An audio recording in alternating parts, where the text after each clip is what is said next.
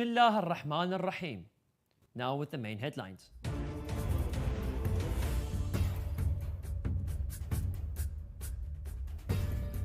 Grand Ayatollah Shirazi says that the Honourable Prophet treated Muslims and polytheists with compassion and mercy.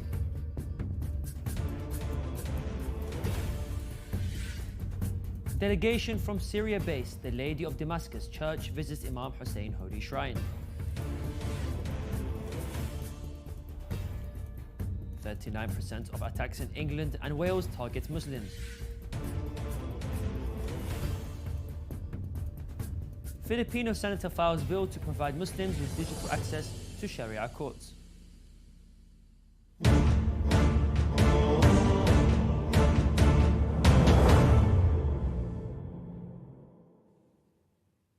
Assalamu alaikum wa rahmatullahi wa barakatuh, dear viewers. This is Yunus Dawood and you're watching Shia Waves live from Imam Hussein TV 3. The Supreme Religious Authority, Grand Ayatollah Sayyid Sadiq al-Hussein al-Shirazi, affirmed on Thursday that the greatest thing the Honourable Prophet Muhammad salawatullahi wa salamu alayhi did and brought to the whole of humanity, that he guided them from darkness into light. His Eminence's statement comes at a time when the world is witnessing bloody conflicts and a dangerous decline in morality. What the world needs most today is to follow in the footsteps of the Prophet Muhammad and his family salawatullahi wa salamu alayhim ajma'in, in spreading love and peace, treating each other with compassion and mercy, and rejecting division and hatred. In a speech he gave on the occasion of the Prophet's birth, His Eminence said that the Prophet Muhammad and his pure family is truly the Prophet of mercy and humanity. He is the guide and the giver of the glad tidings who came as a mercy to the world. He continued that the Prophet Muhammad and his family is the only Prophet who did not curse his people but rather prayed for their guidance, even in times of crisis and hardship. His Eminence explained that with such a divine character, compassion, and a pure heart and clean heart, he dealt with Muslims and even with adulterers and hypocrites. He carried a great message whose foundation is guidance of people and leading them out of darkness into light. He pointed out that the Honourable Prophet ﷺ and his family, despite what he faced during his honourable life and the revelation of the tolerant message of Islam, nevertheless remained tolerant and compassionate towards the hypocrites and those who opposed his message. The minister at the Greek Catholic Church of the Lady of Damascus, Father Mercurius Colome, and his accompanying delegation have visited the holy shrine of Imam Hussein and expressed their admiration of the spirituality and architecture of the holy shrine. Colome also said that the visiting of this blessed place shows us that firm faith and compassion of the followers of Imam Hussein and that there is still goodness in the world. The church minister added that I was excited to visit the city of Karbala and the holy shrine it embraces. During our tour, we visited the museum of Imam Hussein Holy Shrine, which contains rare and wonderful things that represent the history of this ancient city and the events it had witnessed. It should be mentioned that the visit is part of the delegation of the guests of the Conference of Dialogue and Human Building, which was held in the city of Najaf under the auspices of Imam Hussein Holy Shrine. Muslim and Christian figures from Arab and foreign countries were visiting in this delegation.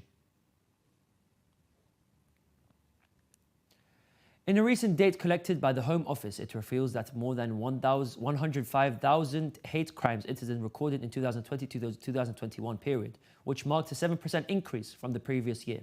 39% of all hate crimes, however, were specifically targeting Muslims. Since police have started compiling statistics, Muslims have remained the most targeted group. However, many believe that the actual percentage must be higher as many hate crimes go unreported. The most next targeted group last year was Jews, with 1,510 hate crimes perpetrated against them, while Christians were targeted 649 times. There were also 308 attacks against Sikhs, 291 attacks against Hindus, and 19 attacks against Buddhists. Let us remind our respected viewers of today's headlines.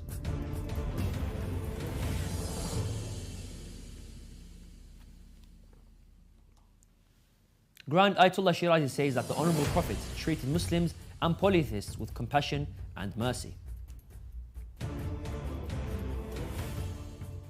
Delegation from Syria-based The Lady of Damascus Church visits Imam Hussein Holy Shrine.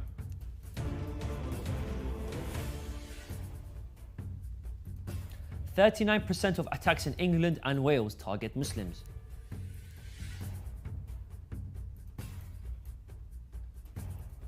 Also tonight,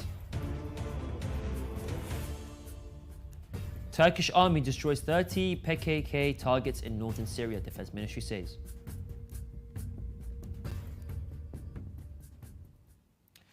Senator Robin Hood Padilla has filed a bill that aims to provide Muslim Filipino digital access to Sharia courts across the archipelago. If the bill is enacted into law, the concerned government agencies will be mandated to work with the Supreme Court to establish a digital platform for the paperless filing of documents such as marriage, birth, and death certificates. According to Padilla, Muslims Filipinos still experience challenges in accessing the legal system. The senator said it would help ensure that all citizens of the country are able to access an effective and non-discriminatory legal system.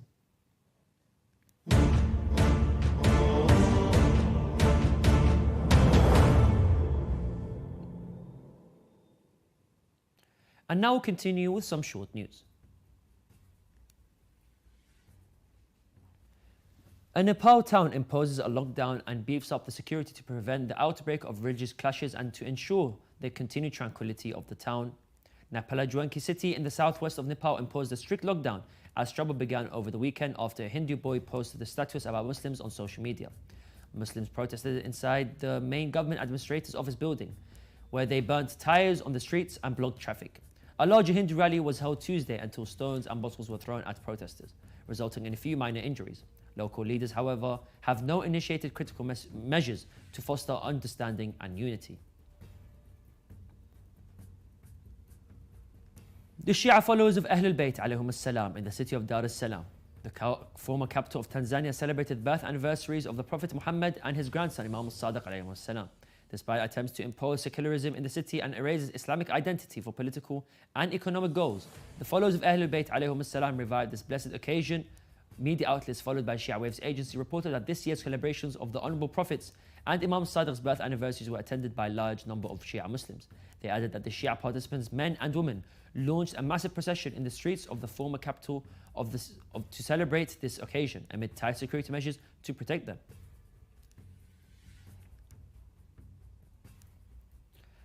At least 43 million children displacements were linked to extreme weather events over the past 6 years, the equivalent of 20,000 children being forced to abandon their homes and school every single day, new research has found. Floods and storms accounted for 95% of recorded child displacement between 2016 and 2021. According to the first of its kind analysis by UNICEF and the International Displacement Monitoring Center, the IDMC, the rest, more than 2 million children, were displaced by wildfires and drought. Although climate is believed to be the fastest growing driver of child displacement, most policies and discussions about climate finance fail to consider or prioritize children, UNICEF top official has warned.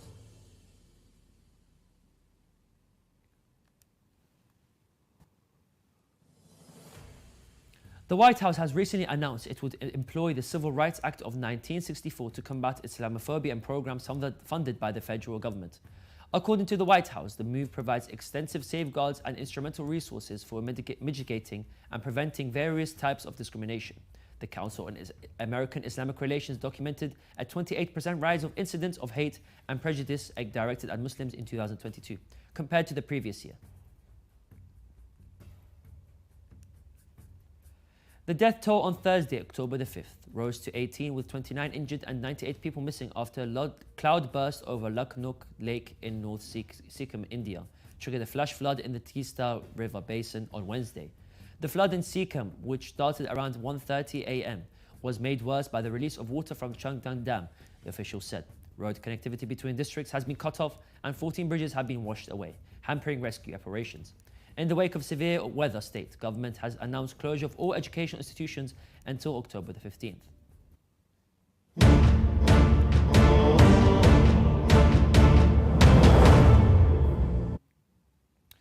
Turkish forces destroyed 30 targets in northern Syria belonging to the YPG or the PKK terrorist group on Thursday, including oil wells and shelters, said Turkey's National Defense Ministry.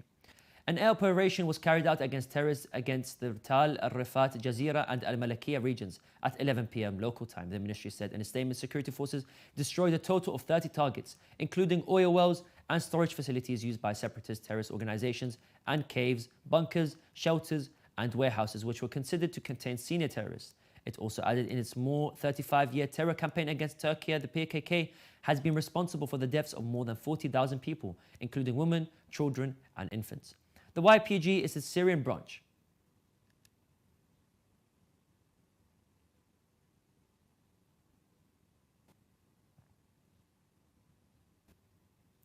We have reached the end of today's Shia Waves show. Let's remind our dear viewers of today's headlines. Grand Ayatollah Shirazi says that the Honourable Prophet treated Muslims and polytheists with compassion and mercy. Delegation from Syria-based The Lady of Damascus Church visits Imam Hussein Holy Shrine. 39% of attacks in England and Wales target Muslims. Filipino senator files bill to provide Muslims with digital access to Sharia courts. Turkish army destroys 30 YPG and PKK targets in northeastern Syria, Defense Ministry says. You can view the latest news on Shia Waves' website, and you can send news of your country or city to be published on our news agency. Contact us on the numbers at the bottom of the screen. This is the end of today's news. Thank you for watching, and we pray to Allah the Almighty to hasten the reappearance of the mass of our time. Wassalamu alaikum wa rahmatullahi wa barakatuh.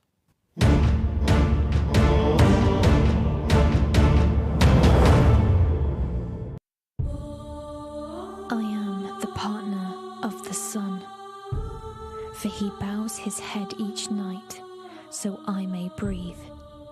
I am the resplendent sterling silver orb, accompanying the earth in unwavering loyalty. I come out at night to guide your steps. I listen to the lonely who share their secrets with me. I am the object of fascination, the cause of many a sleepless night of serenading poetry in my praises. I play hide and seek with you, sometimes hiding behind a cloud-like veil, sometimes reigning like the matriarch of the skies. I master the oceans, making them rough then tranquil. My sirens call to them just as apparent in mankind. Maybe that is why, when people fall in love, they sometimes call that person after me. Even I have admired such beauty. The most beautiful person I ever gazed upon was a man called Abbas, the one who introduced himself on the battlefield as the moon of the house of Hashim. At first, a hint of jealousy arose in me to see him fairer than myself. But I kept looking and found my jealousy was in vain.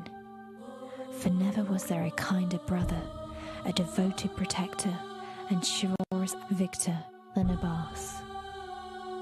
If I had been there at the river, I would have begged him to drink. No one would have blamed you, O Abbas.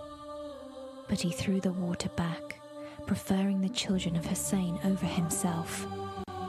They shot an arrow